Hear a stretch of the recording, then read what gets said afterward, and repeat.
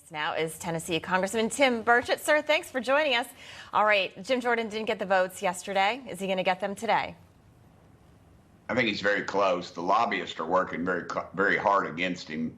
I guess K Street, as it's called up here. So that tells me Jim Jordan's probably would be an excellent speaker. You know, the groups that are against him are, you got the appropriators in Congress. There's three parties in Congress, really. There's Republicans, there's Democrats, and appropriators. They kind of have their own thing. Then you have the folks from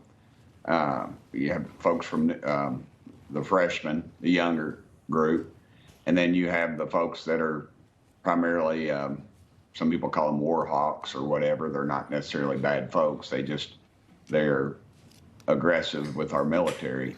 So those are three groups that I guess feel endangered by Jim Jordan. Yeah, you know what's, Congressman? It's Rob Finnerty, your old pal.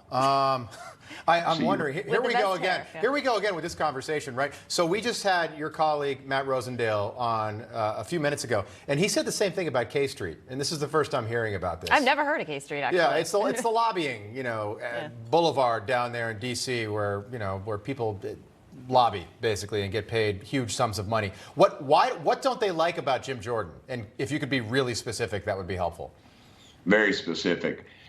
We continue going down this road of these continued resolutions and omnibus, and they love that because there's no hearings on the individual spending in the budget. So they basically get greased. I mean, they get tucked in there, all kinds of billions and billions, and now it's almost trillions of dollars for their pet projects. I see. That's why you see the duplication and the, studying lobsters in three different prominent districts of leadership.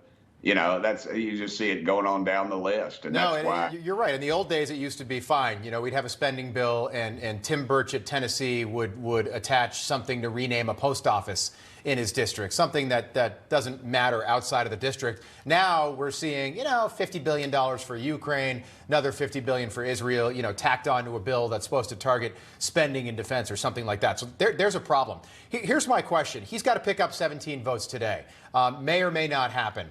We haven't seen this go on 15 days since 1849, pre-Civil War, a long, long time. If it's not Jim Jordan today, tomorrow, or at some point, who's number two? Who's next man up? I don't know, really. That's why I'm focusing just on Jim. If there was 6 for Kevin and 7 for Steve Scalise, if they could just call those people and switch them, it would be over. It would be over. But I'm not sure if that's actually going on right now. There's a lot of hurt feelings, and we got to get on with running our country. This just can't keep going in the direction it's going. Honestly, I was asked yesterday if I was sorry for what I did in one of the votes. I said, absolutely not. Who asked you that? Absolutely not. This just exposed the dysfunction that we see every day up here to the American public, to what is really going on, and it's both parties. Was that the media, Congressman, that asked you that? Who asked you something like that? Yeah, I get asked that every day. Yeah. And if I regret my vote or my decision, I said no. I prayed about it. It's where I needed to be, and that's where I am. All right. Well, we love having you on. Yeah. Thank you. And I hope we're going to have about 11 a.m. Eastern, so hopefully we'll have a speaker today.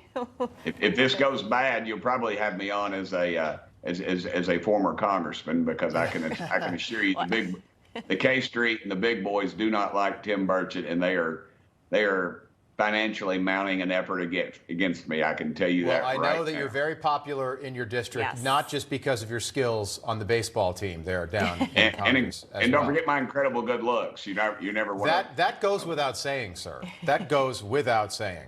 By the way, all 8 that voted against McCarthy 15 days ago are united behind Jim Jordan, which I think says something as well. Congressman, we'll do it again. Thank you. Thank you, guys. It's always a pleasure.